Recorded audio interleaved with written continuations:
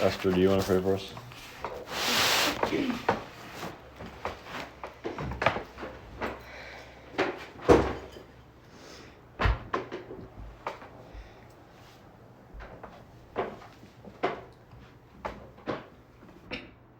Father, I thank you for a time that we have to gather together as your sons.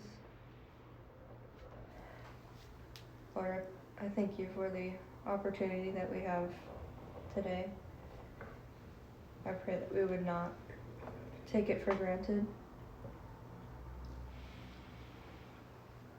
I thank you for the things that you are showing us and the ways that you are moving us. I pray that we would be open and always ready for your move and always listening for you. I thank you for each heart that is seeking after you fully. I pray that you would bless each one as we continue to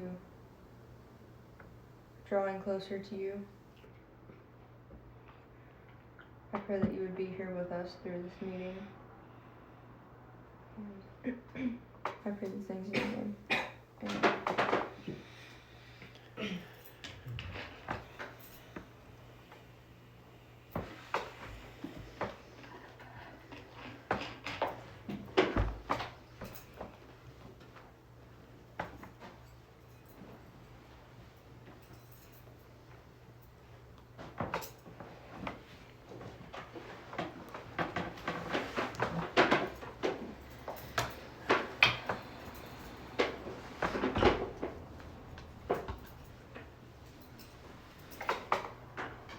I was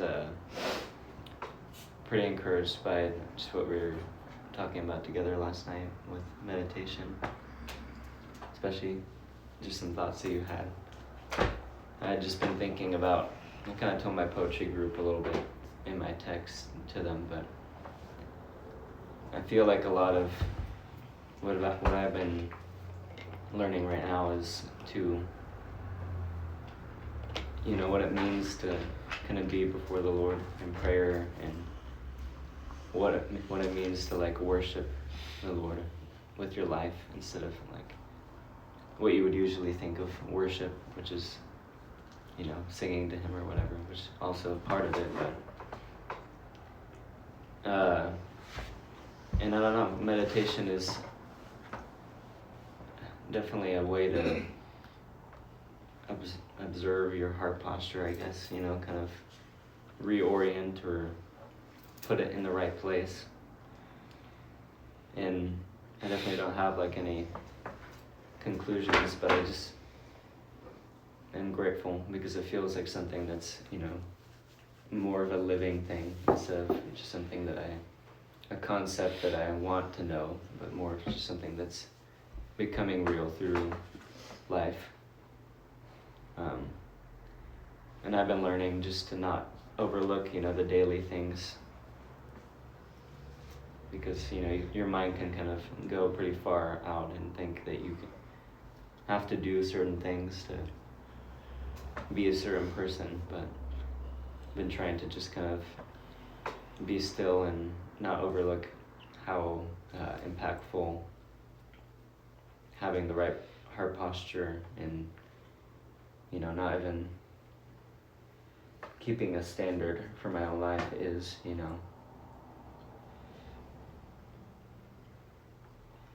And I like to have set apart times to pray too. And for some reason that's been kind of a harder thing for me recently, is like setting apart time to pray, or just having kind of like those quiet times before the Lord, which are, I think, pretty needed in busy seasons. But I've that constant place of, doing everything unto the Lord in day-to-day life has kind of been like leading that heart of prayer, I guess. I don't know if you guys have more thoughts or if you can relate.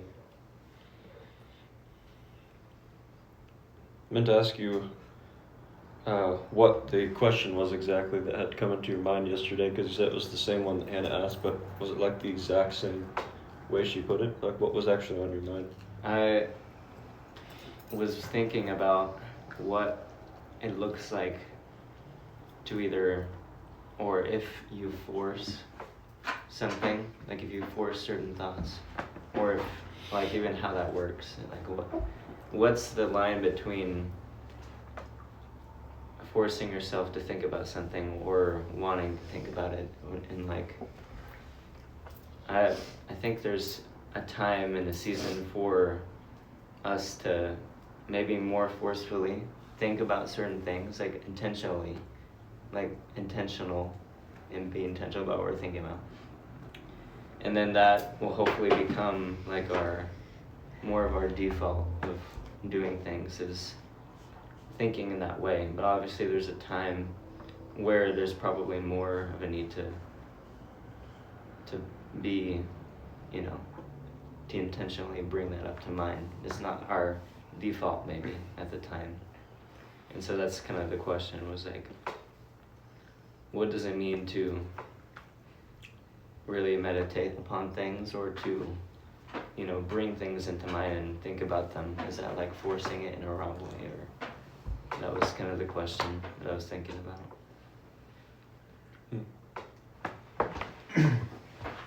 Yeah, along those same lines, it was just very funny how the Lord worked with that, because only a couple days prior, I was literally thinking about you, and specifically the ways in which you are a very intellectual person, and thinking like, and I don't mean that I mean that in a good way, of you are able to meaningfully use your intellect. And I was really pondering on that. Like, I don't think it's this, demonized thing that we make it out to be. I really do think it is a tool. And I was really trying to, like, I guess, see how that could be redeemed in my own life, because it's something that I've kind of been regrettable of recently, and I have been working towards. I think last night was really helpful in giving me some stepping stones to work with, because I feel very still, I guess, overwhelmed by my thoughts, and it feels like I have to be intentional sometimes with just shutting them off. Because I think often with meditation, ever since you and your dad recommended that to me, I've been mostly consistent with that, I think. Most days I try to do it. And I've actually noticed the most success when I'm able to do it while I'm working out or running or something like that. I think something about, having the blood maybe rush away from my brain is helpful. But yeah, I don't know. I was very appreciative of the Lord's timing with that, because I was literally exactly thinking about intellectualism, not being a little, and using the intellect as not necessarily an awful thing, but just a tool that has not really been put in its right place. And so hearing you talk about how it's actually not healthy to completely demonize and reject it as a concept, I don't know, it was just very timely for me. I think with meditation, it's just something that I was trying to think about it last night when we were talking about it, and when I said what I did, I think it was still some incomplete thoughts about it. But to kind of simplify it, I think it's really about learning how to quiet your mind. Brought me back to that conversation Dad had with us a long time ago, about being able to hear from the Lord, kind of quieting our mind. I think I've shared it before, but there was a time where Dad had a conversation with us. We were a lot younger, and I refer to it a lot because it's something that really matters to me and means something to me. But they kind of sat us down and just talked about quieting our minds. I don't even think he was talking about meditation, more about hearing from the Lord. He just kind of talked about quieting our minds, our soul, and just things like that. But yeah, I think that is kind of that practicing of meditation, is learning how to quiet our minds, because I think for true meditation, that's our biggest barrier is our mind, and maybe even our intellect, for that specific time. But something I was thinking about last night as well, and that I didn't explain well, was kind of this thought that I had about meditation being kind of like a lens with which we live life through. Kind of like you mentioned, living in a constant state of, praise to the Lord. Even that, correlate that to that on that ever ongoing internal prayer, kind of like we talked about spiritual progress some time ago. And I don't know if that's the right way to think about it. I don't, because meditation is something that I don't think I'm super familiar with, and that I'm not sure if it is something that the physical part of it, I don't know how to really separate from the mind part of it.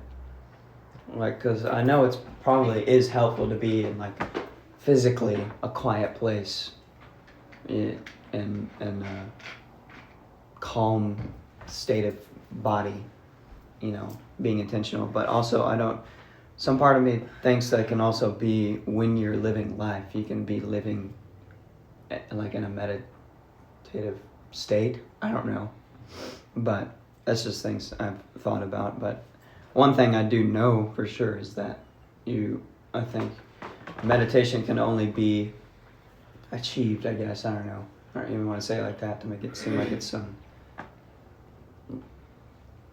thing that it's not, but only when you get past the mind, because I think your mind can get in the way easily, because thoughts and things are so, more or less for some people, but like they're so like running, your thoughts are always so coursing in your head. I think in some points I've been able to get past that a little bit, only when I'm really held by the Spirit, or only when I'm able to, I don't know if I would say focus my mind on something else or give way to something else instead of my mind. But I know when I've gotten past my mind, things are different. Things are some things that don't usually happen, maybe spiritually or through meditation. I don't know if I call it meditation, but yeah, it's definitely a interesting topic. And for me, I think I've gotten quite good at being able to quiet my mind, and to the point of I can really feel really still, but it feels kind of like a faucet. Like I don't know the balance of meditation, I suppose, because I can really quiet my mind and think about nothing, if you will. Yeah. But that I think that is, if that's how some people get to that state, that's good. But I think remaining there it can be beneficial, but it kind of lacks importance outside of just calming yourself. Because that's something I had been practicing, and now I'm kind of trying to figure out how to turn that into a useful skill. Yeah, I guess that's the part I don't even know how to think about, because I don't know the balance, right? That's what I was saying. Like, I don't know the balance between using your mind and not using your mind. Well, because that. I think it really is. It's. I don't know. I'm trying to think of I don't know if anybody else can relate, but it kind of feels like in your trains of thought, if you will, you can often have several running at the same time, if that makes sense. And that, you can be talking about even something and then have several different other kind of trains running at the same time. And I guess on course with that analogy, I am pretty adept at kind of stopping all of the tracks. I can really like completely calm myself. That was something I learned, or I really tried to practice in on when you and Tim had recommended it to me, of just a way to like be still, and that has been beneficial. But I don't know then how to focus all of it in on one spot. That's the tricky part, because it feels like once I turn one part on, all of it kind of comes on. And I think what you were saying with the intelligence, that actually gave me some context as to, I think it really is a discipline that we allow this sort of false humility to get in the way of actually trying to practice and strengthen in ourselves, because we immediately denote it as a bad thing. You know what I mean? Like you said it a lot better than I am referring to it as, but I don't know. That gave me at least. I think I know. I wouldn't be able to say the words necessarily, but I think in my own mind, I think I might have an idea of what practicing towards that looks like, because I do think it is almost a muscle that needs strengthening. I don't think it is something that you are immediately good at, and I have not had the opportunity to practice yet, but I am curious just along those lines of thoughts, if that's like kind of how you think about things, or like what does that process look like for you with meditation in that way of actually not just quieting, but having one thought, one train, if you will. It's been kind of like a natural practice for me, in that my experience with it has been, it didn't seem, at least to start, at a place of like treating it as a discipline at first. And that's where I think we're all a little different, is in our interests, and obviously our ways of thinking are unique, one person to the next. And so some are more disposed to actually find a kind of I guess a pleasure in thinking things out as like an activity, as opposed to it being something that's not as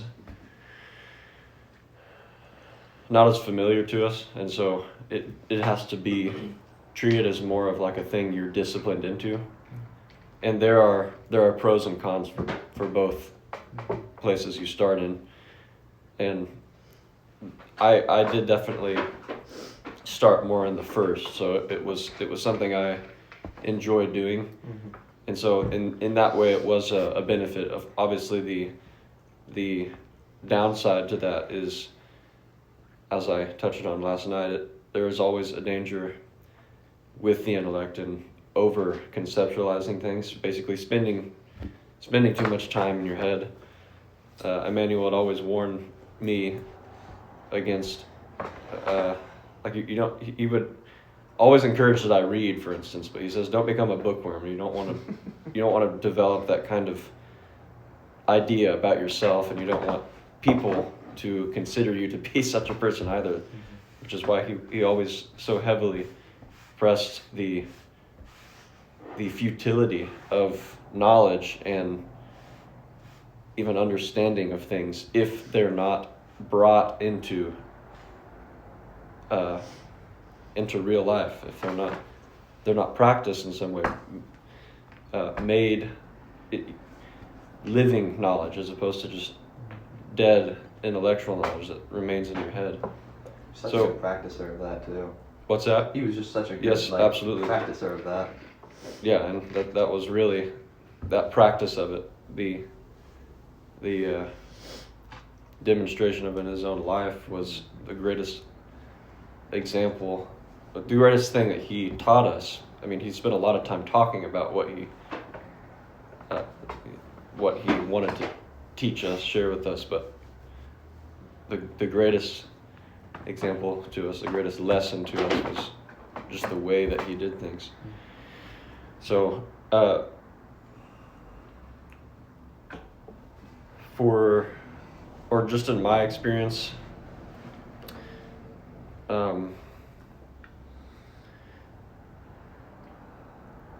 I don't even know if this is worth mentioning, but it's been coming to mind several times.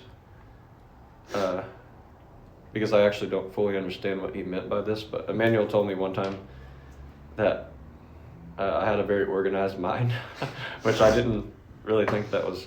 Oh, I remember your mind mapping mansion thing. Well, that I know, but that was after that, but sure. like I have the same feeling that you guys do as far as like your mind seeming like a very scattered thing. Like there's a lot of thoughts that you don't really have control over, and they kind of just they just follow their own course, and it requires a pretty substantial effort to redirect that course.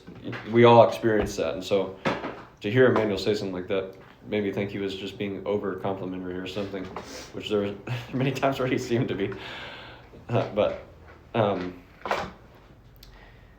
I think what he was really referring to there, when he would say something like an organized mind, is that there's something that he observed my mind to just trend towards. And again, there's another thing that we all share is there are trends that are inspired by or directed by the flesh, which cause us to think upon things that we either shouldn't, or that cause anxiety, that have to do with what is best for ourselves. All thoughts that lead in that direction, worry about relationships, all of those different things that take up so much space in our minds. I'm speaking of a trend beyond that same trend that we all struggle against, but it was more of like the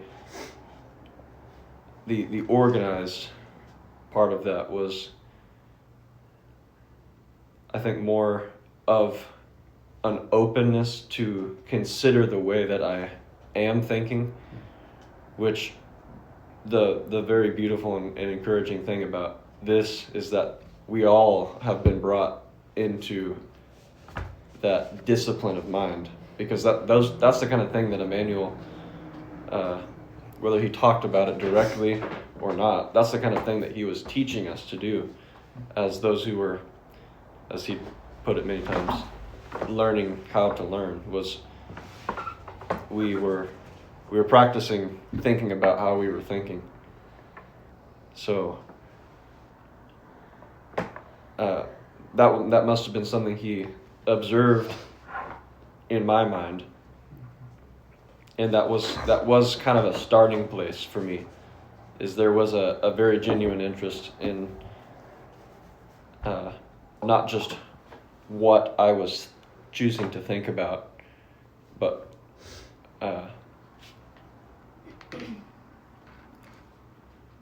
more how and why I was thinking about it. So thinking about the way that I would think, basically. I'm trying to see if I'm adequately answering your original question. I think you have. Because I you were- understand. I understand I think I understand how that process is easing you, and I think even to an extent, I don't know. I think it can be very natural when there is I like the treasure chest analogy you used. Mhm. When there is like a question I have stumbled upon, either hearing in conversation or like in my own head, that really like is not super easy to just open up. I like that can be very like I say consuming, but I don't even necessarily mean that in the negative way. I mean like I really can like, without even trying to be intentional about it, be constantly thinking and like having everything diverted to that. You know what I mean? But like that feels very circumstantial. I think my struggle is being intentional about like, I guess, dissecting things that don't immediately catch my interest, if that makes sense. Yeah.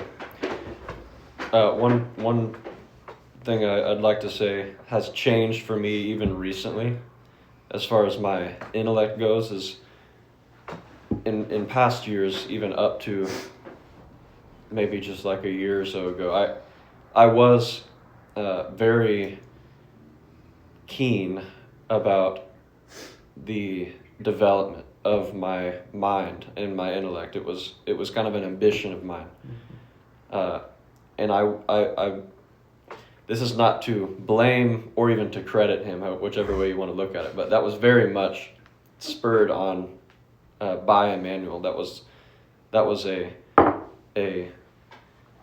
kind of a realm of interest that we shared and that we engaged in a lot together. Mm-hmm. So in many ways, he kind of fathered that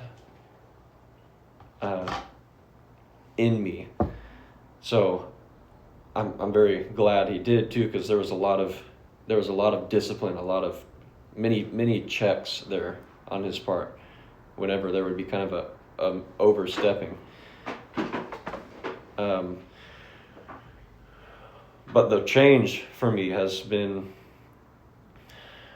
and I don't know if I would see this as fully positive or fully negative yet. I don't really know how to think about it, but that has diminished quite a bit. Mm-hmm. That drive, I mean, so there has not been this same urge to develop in that area, to refine myself or be refined in that area. I don't know if it's a seasonal thing, but I do think something the Lord has really opened up to me, is still opening up to me, is a different understanding of, it's a different understanding of knowledge and what it means to be knowledgeable. Something I heard actually was that even omniscience, being able to know everything, is actually less a matter of knowing everything all at once in the same period of time, but it's actually knowing the right thing at the right time in the right place consistently. And so omniscience is no longer this lofty, super conceptual God quality. It is obviously God is the only person who omniscient truly is. Yeah, omniscient being. But if we kind of let go of this silly idea of treating it like a superpower. Yeah. Something completely unstrivable or unattainable. I get where you're going with this, 100%. Yeah. It is a quality of God. I'm not at all trying to challenge that. But this knowledge is really of what I'm saying is knowledge is really of no use in the first place if it's not put into effect in life in some way. That's how knowledge is living knowledge. It's how understanding is living understanding. And that is accessible to us. And so this is included in this ongoing theme for me of timeliness, where omniscience is in a way being able to consistently know in a timely way. Yeah. What needs to be known in the right place, in the right time, with the right people. And it's far less to me having this infinite storehouse of all the knowledge that there is in the universe just sitting in the back of your mind. Like it's a cool idea, but it's not even it doesn't even go that far when you try to think of God in that way. It kind of ends in the magnificence of it and then doesn't go It's further like than thinking that. of a trillion. It's just not something our brains Yeah. usually. Yeah. It is definitely in that sense a kind of an incomprehensible thing to us, because we are, despite everything I'm saying, perhaps to further what I'm saying, very limited beings, extremely limited beings. But another thing I heard about meditation actually was that meditation, very much in contrast to the way we think of meditation as going to a quiet place, quieting the mind, is actually something you enter into violently. That's just what that's what I heard once.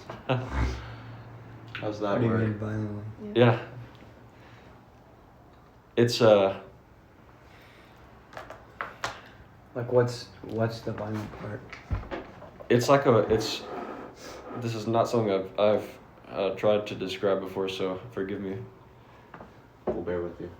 I'm gonna stumble through I'm already stumbling through my words a little bit, but the violence is like a violent entering into peace. It's like a violent peace. It's a really weird feeling. I've experienced it before, but it's like the peace that we tend to think of, especially in an attempt to quiet our minds, is a peace in which we actually are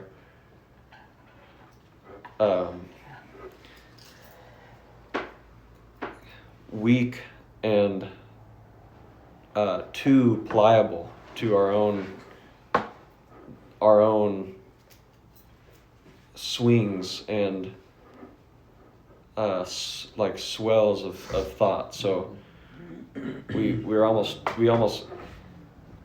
are giving too much permission in an attempt to be at to carry this peace of mind. So we think that we achieve peace by stopping the struggle against the thoughts that intrude and that distract. And then you're just along for the ride.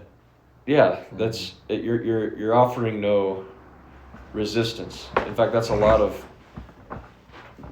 of the advice that comes out of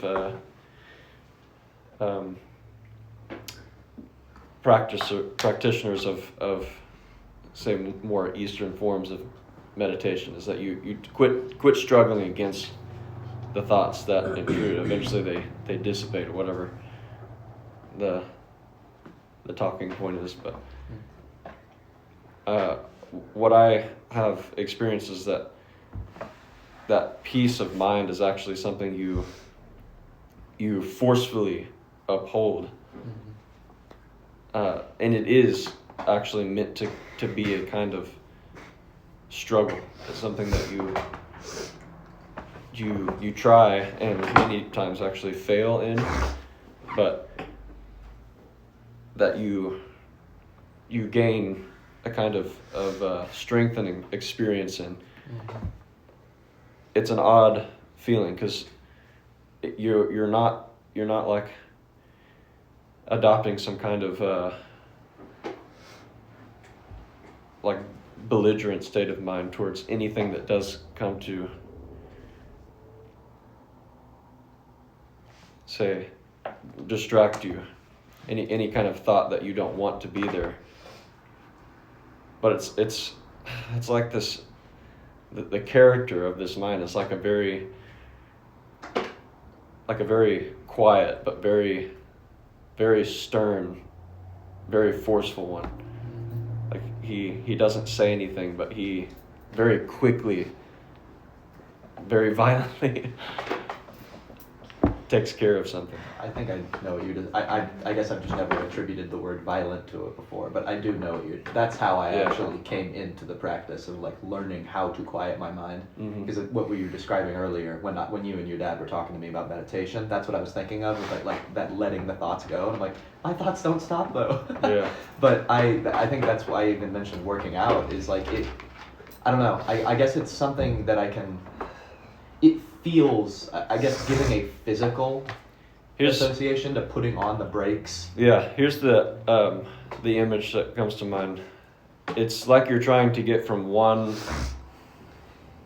side of the what's like a plaza, I guess, is what comes is it's like that open area in a city.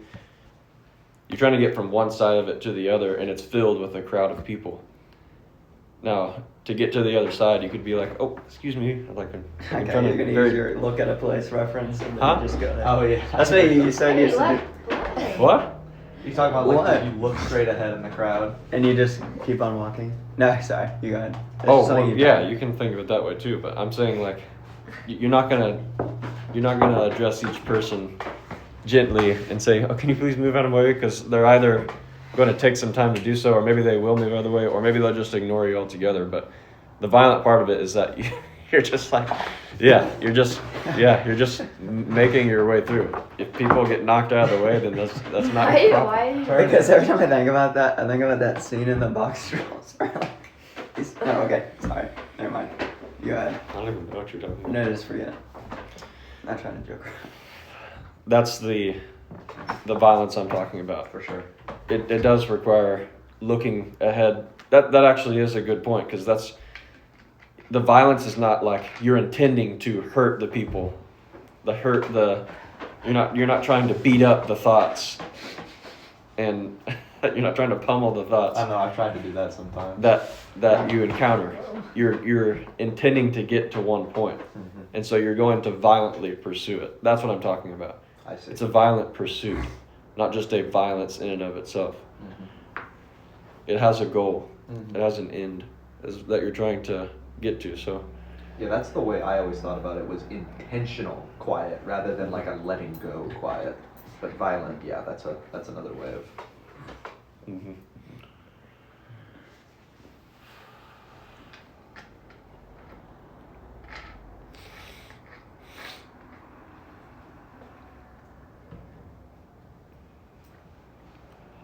I appreciate what you were saying even just a couple moments ago with the different seasons of your life with developing that intellect. I think in different ways I've experienced a similar season of, I obviously before kind of starting to come here, I was or thought of myself at least as a very intellectual person. And I think over the course of all of this, I have been, I think, diminishing in that discipline of the mind. Yeah. And that is something that kind of bothered me a lot, but that I really did feel a draw towards. And I think it was very much one of those things that you have to give up so that the Lord may restore.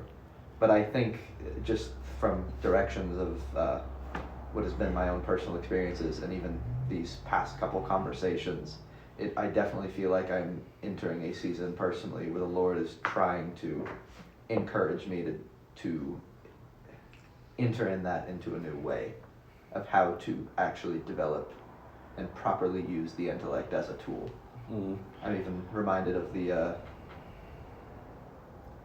tree of good and evil, what fruit of knowledge? I don't know. I can't remember what exactly that's called, but and how the improper part about that was not the knowledge in and of itself, but it was the fact that knowledge came before the instruction from the Father. And that was the issue, that the things were out of order, not that it wasn't eventually that. I really appreciated what you were saying with the living knowledge, and how the Father is wanting to garner that within us, not have us completely cast it aside, but have it not be the driving force in our life. I don't know. It's given me a new way of thinking about intellect that doesn't actually make me really sad. Mhm. 'Cause truthfully, it was a very hard topic for me at just even a couple months ago, just because it was something I was almost kind of bitter about, honestly. Mm. It was something that I did enjoy, even if it did have an improper place in my life. And so, I don't know. I'm just now, like, starting to see what that may look like, but I really am hopeful to see how that not only takes place in my own life, but in all of our lives. And so, anyways, I thank you for being obviously no one is perfect, but I do thank you for being a good example in that, because I really have been trying to look towards you, how you handle those things, to figure out what the right way to do that is. And I think you were very correct in saying that a lot of that had to do with Emmanuel, and I think he, in a way, left you to be a great example in that way, part of his legacy, if you will. Yeah, I don't even really know what I'm looking at when I observe myself there. So I mean, that's the greatest part, I'm right? glad that there's encouragement to you. You don't really have to know, you Yeah. are. I wanted to say about an obvious thing about meditation, especially along the lines of what my dad brought to that discussion last night. Meditation, the kind of meditation that we're talking about, is it's a pursuit of truth. And even taking into account what I mentioned earlier, as far as the different places that we begin in this process, this pursuit of truth will exalt some things in some of us, and it will lower and diminish other things in some of us. And by that I mean, I'm not wanting to approach it in this cut and dry of a way, but for those of us who have considered ourselves to be people that don't think a lot, don't spend much time in our mind, don't really try to conceptualize or imagine things as much as others clearly do, this practice and this discipline will enhance that in you. It will begin to open up those kinds of engagements and skills in those kind of people. Now, on the other side, people that do very naturally think things through, or maybe even have some kind of intellectual tendencies, or are very imaginative, those sorts of people that use their minds a lot in that way, they will find that the pursuit of truth will actually begin to tame those things. And so they will be brought to a lower place than they thought themselves to be before. And so there will be a lot of humility that takes place there. It won't be that continued stimulation of the intellect. So you just get more and more excited and wordy and what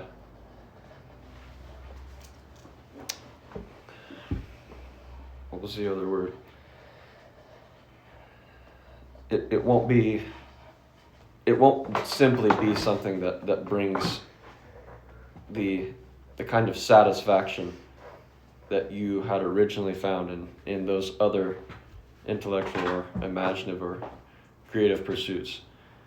The real pursuit of truth for such people will be something that it'll be something that humbles them. Absolutely.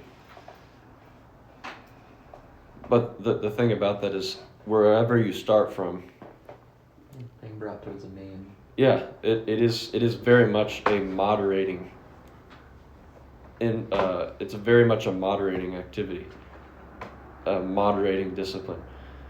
I'm not trying to say that eventually it brings us to some place of equality where we all have the same exact capacity of mind, because that's not the Lord obviously is not intending us to all turn out to have the, we will always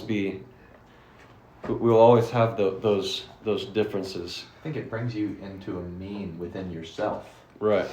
But still also a mean in the midst of God's people, in that, even as Paul says at one point, I think it's Paul, we all become of one mind, which can only be so as we are pursuing the same truth. And we even find that there are parts of that truth that we actually cannot know without the revelation given to another, because that's how God would have it. There are capacities in some that serve as a benefit to the rest of the body. That's that same image of being a body of Christ. There are different parts, but they all serve different and very necessary purposes. And you can't say to one part can't say to the other that it's useless, because it doesn't understand the actual use of it, how it is in some ways, whether directly or implicitly, dependent on it. And so even those things begin to open up for us. And considering meditation that way to be the pursuit of truth it's something, it's a uniting thing. It's one of the key aspects actually of unity in the body. Because again, being brought to that same place is not meant as we all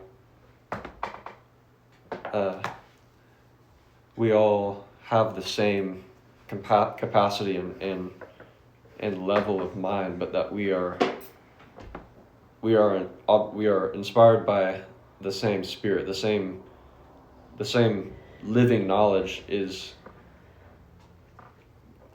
coming from the same living place, being the Spirit of God. I mean, it's the unity versus uniformity again. Mm-hmm. Mm-hmm. Exactly. And so in that way, you can very quickly dismiss any idea of this practice of meditation being this very self-centered thing too, because it brings you to the very opposite place eventually. If you're meditating in the right spirit upon the right things. Mm-hmm. And that's one way you can tell if you aren't, is if it's kind of distancing you in that way. Like I am having this is a very extreme example, but I'm having these very lofty thoughts. Nobody can understand me. So I'm going to do my best to explain it to people, but they don't get me in too bad, Mm-hmm. that kind of disparity you create between yourself and everyone else who have, whether you say so or not, or it must be of just a lesser mind and lower level than you. I'm honestly very encouraged to see that unity with you and Nicole the other day, just with the things you were both talking about that you've been meditating on individually, like being a confirmation between the two of you. I don't know. That's, I think, very. That's how it is supposed to be. Mm. How you both came to a very similar thing in your own individual pursuits, and how it brought you, in a way, confirmation from one another. I just eavesdropping on your conversation last night.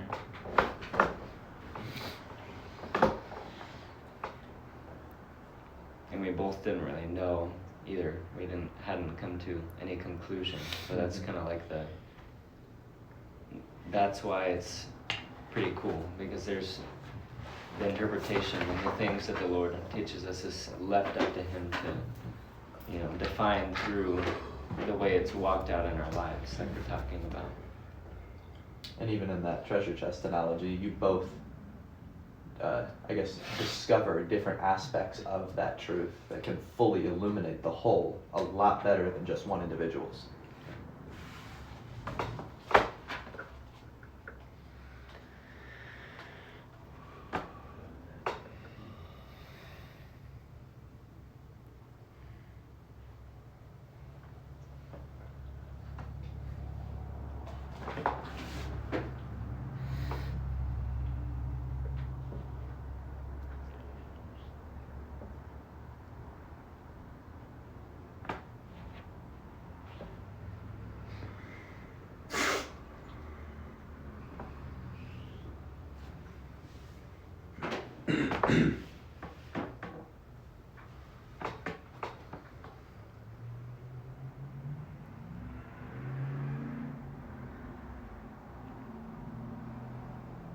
Another thing that, just small kind of, but that I thought was pretty insightful, just related, I think it was Kim that was talking about it, but studying kind of like the motive, like, do I really want to even know the answer to this question? Like this, like a very simple thing, but I was thinking about that yesterday, even like thinking about when I was thinking about that question in my head. Kind of the way that it came was really quick, and it didn't leave quick, but I wasn't like really fixed upon it, but it was something that I was like, I guess genuinely curious about. But I think there's maybe more to that, but just kind of thinking about the motive behind, because you can want to know something because somebody else knows about it, and so that's actually kind of maybe a wrong heart, because you want to be equal, or you want to, like, I don't know, there's a lot to it. I think there's a lot to consider, and maybe it's better to just not consider it and to just desire to learn. But I have a lot of personal experience with what you're talking about, for sure. Not necessarily in the context of like wanting to know because someone else does, but like wanting to understand how something works or why something is the way that it is, for the sake of my own like crafting of understanding truth. Steadiness. Yeah, or I think it's easier to describe what I think all questions should eventually be, and it's, I can't remember who said it, but it was that, I think it was Tim, and I'm gonna butcher the explanation, but that it's like all these questions lead to a further understanding of the Father. Do you know what I mean? And either him and his ways, or his relationship and how that functions, right? And that there are some questions that might be biblical in nature or might be truth oriented, but aren't necessarily, or your heart behind them is not further understanding him. And I think that's very in line with what you were saying, where I think that is those are kind of some of the questions that maybe aren't worth considering. And it might not even be a problem with the question in the first place, but like you were saying, what's your heart in wanting to understand that? And I think that is where intellectualism in general was for me for a while, where I think this fascination with truth was more about me seeking truth as an end, as a concept, rather than truth as a person, if that makes sense. And so, yeah, I'm just 100% agreeing with what you were saying. I think that it's not only the question itself that is significant, but why you are wanting to know the answer to the question. Because like that kind of ties into some of the thoughts I was having of like being forceful with thinking about certain things. Like it kind of feels like if I were to try to force myself in a way to think about something, then my motive behind it is just to be a good person and to, you know, meditate upon something. Mm-hmm. And so, I don't know if you have more thoughts or you. Anybody? Just thinking. Yeah, I'm in a constant battle to try and understand my own intentions, so Mhm. I don't necessarily have an answer for you other than I'm right there with Yeah. you. I maybe even more so than what you're saying for yourself, but I really struggle sometimes with trying to understand why I do things, Mhm. because I don't understand it most of the time. I think very often I have surface level, very righteous things I tell myself for why I pursue things, but I think deep down I recognize that there's something else under the surface that I'm even hiding from myself of why I pursue things. And so that's something I'm trying to learn more about as well. That's part of like that learning how to learn too. So not a bad thing. How so? Learning how to think about your own thoughts. Mhm. Okay, I understand the correlation Yes. now. Okay.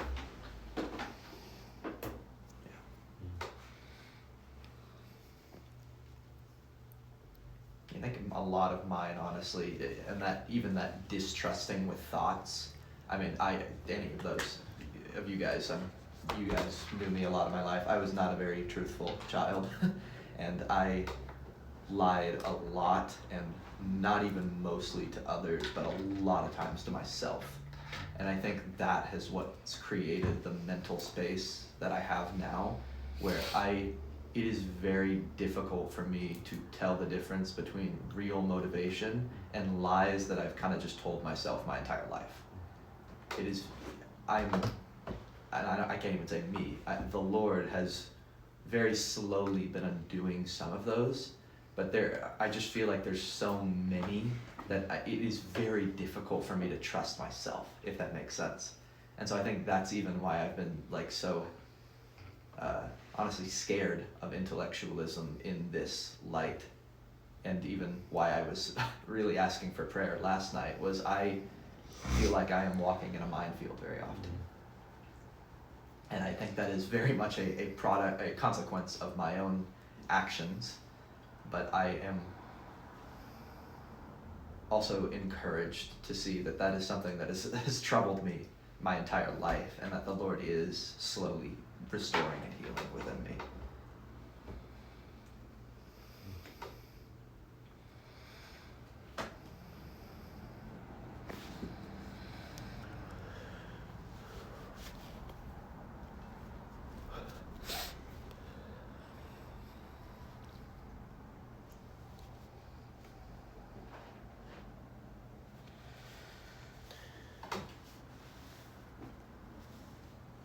Kayla? Any thoughts, Kayla? You just listening? Anything to add? Thank you for asking us. Sorry, I said- the microphone is just very muffled. I think I understood what you said though.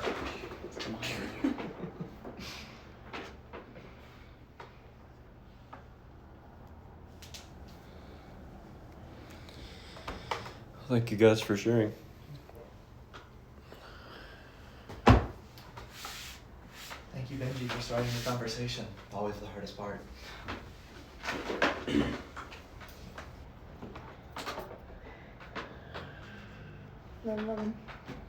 Living. Naomi, do you want to close us in prayer? Of course.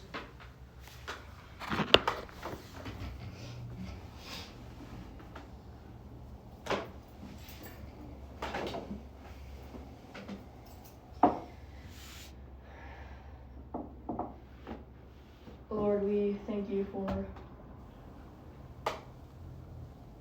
who you are making us to be as your people and as your living way. Lord, I pray that we would continue to,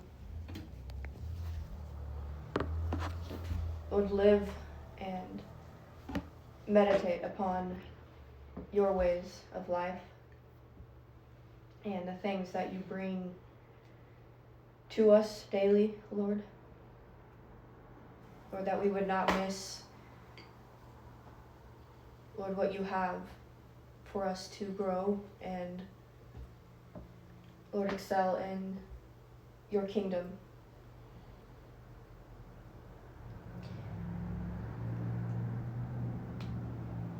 Lord, I pray for each one here who is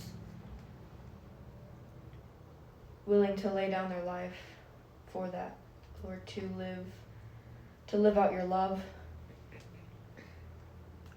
Lord, and to be a light. Lord, we want to honor you and to honor your people.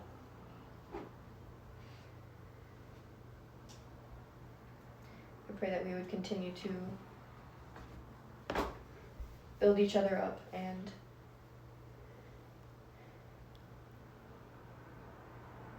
live out your culture, Lord. We bless your name and your purpose. Lord, may we live out your will. Praise your name. Amen. Amen.